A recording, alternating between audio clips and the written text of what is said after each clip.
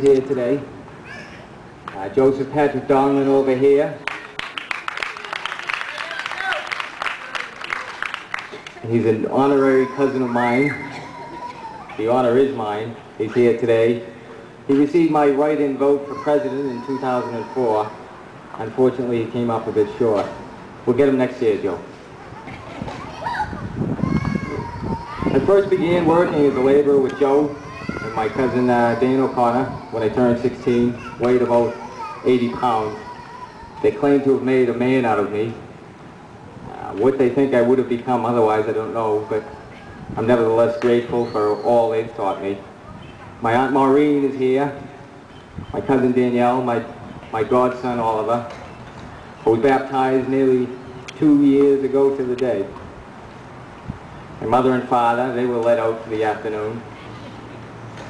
And my grandmother, Grace Bowitz, couldn't be here today, but... Grandma's right there. There she is.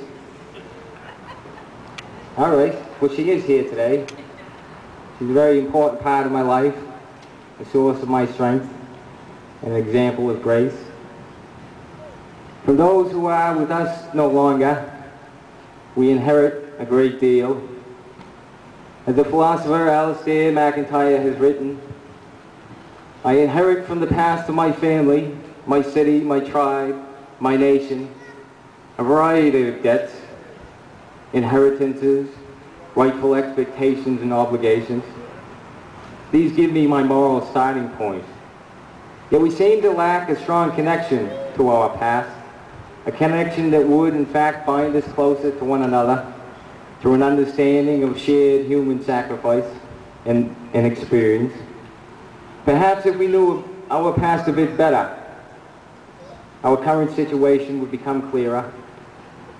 We might, having remembered how our ancestors labored for little in building these mills and canals and railroads, fight for livable wages and workers' rights.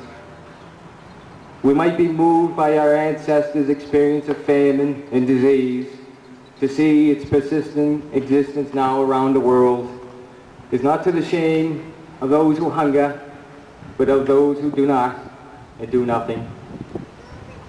We might feel the frustration of injustice when a foreign government forces its will upon another people under the guise of good intentions, with but the worst of them. And we might recognize not only genocide when it has happened in the past, but while it is happening now, and work to stop it. There is so much more that is not talked about in political campaigns, perhaps because our Supreme Court has ruled that money is a form of political speech, and all the lobbyists haven't stopped talking since, through PACs, groups of donors, or through the more traditional bag of unmarked political speech hidden in the freezer. These kinds of now legalized bribes have turned upside down the idea of representative government.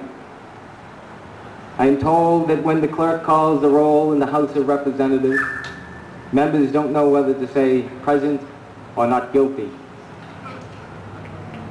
The answer is that real leadership in this country has been absent for quite some time, and in its place have been the officials guilty of the worst sort of provincialism. Wealth has become king of this country. In many of our public policies and private actions, we place profits before people, conflicting personal interest over our people's interest. Even education, literally from the Latin edukere, to lead out of. Education, which could give us the wisdom to lead us out of this moral cloud of darkness, has been called now to be run like a business. The other day, a candidate called children the products in this analogy. I suppose our hope is that they are not outsourced to China. Economists have argued that for suppressing inflation, the unemployment rate, the number of people seeking work but unable to find it, is at optimal levels. They can say this because they have a job. Strange as it may sound, we must begin now to once again see people as people. This requires a real recognition that not everything falls neatly within the economic calculus, that growth is good only when we have wisdom enough to know what to grow, All kinds of numbers now present a pleasant picture of growth and prosperity. But what is prospering? When a bridge collapses in Minneapolis, the ambulances, funerals, the cleanup crews, the police details, reconstruction efforts, and new cars all contribute to a higher national wealth. So what are we measuring? Do we really believe that with all the violence, war, famine and disease, the degradation of our environment, of that which supports all life on this planet, do we really believe that we are headed in the right direction and that this is really all our plan? Or is it not our plan? And if it's not, what is? We hear proposals of regulating toxins and reducing emissions, of being less bad. But is this the answer? Suppose I were in Chicago yesterday for the Sox game. Had to be back here in Lowell to give this speech. I sat off at 80 miles an hour, flying on the highway west toward California. And at some point during the drive, I realized where I'm going. Would it really help me then to slow down to 20 miles an hour? What we have before us is a question of direction. President Kennedy set for our nation the goal of reaching the moon, yet as remarkable as that achievement was, it is lunacy, sheer lunacy, to still be shooting for it.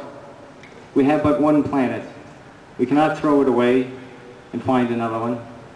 So the important search then is not for a new frontier, but into the depth of ourselves, our creativity, imagination, to find a new vision for this old world. And at the heart of this criticism is a deeper optimism, the idea that we can work toward a better vision, a vision that sees to it that the resources we send up in rockets to space are spent right here at home to make this planet a better place, a vision of education which develops all talents, imparts wisdom, clarifies convictions, opens opportunities, and empowers people. A vision of health care for all, which actually cares for the sick and needy, improves the health and happiness of our citizens, encourages entrepreneurial enterprise, and empowers our people. A vision of work that recognizes the need not only for a means of living, but for the development of personal talents, of a sense of purpose, of character, of humility and pride in being a part of a wider effort, a worthy endeavor larger than ourselves, a vision of work which empowers people. A vision of a world where regulation is rendered unnecessary to protect our air, our water, soil, and trees, because those in commerce have the wisdom enough not to design toxic products that abuse our resources, pollute our earth, and create non-degradable waste. After all, as the man said, planning is best done in advance. A vision of the world where the instruments of peace far outnumber the armaments of war, where there is finally a sense of family here, that we all are in this together, of shared sacrifice, shared resources, shared responsibility, of each generation caring for one another and preparing for all the generations to come. When I thought of joining this, I asked myself, am I doing enough? The bartender asked, was I serious? Had I enough? My brother asked, is there enough in it for me? I think my answer to Daniel might have been more theoretical than he would have liked, but I decided it wasn't enough to have nice ideas. What President Kennedy did know is that government can represent the expression of our will as a people, if we are only willing to work to make it so. And so this is a campaign less about independence than interdependence. For if these words are to be heard over the billions of dollars spent on speech, we surely must work together and work harder, speak out and louder, and believe in our own natural power to shape this world in which we live. Thank you.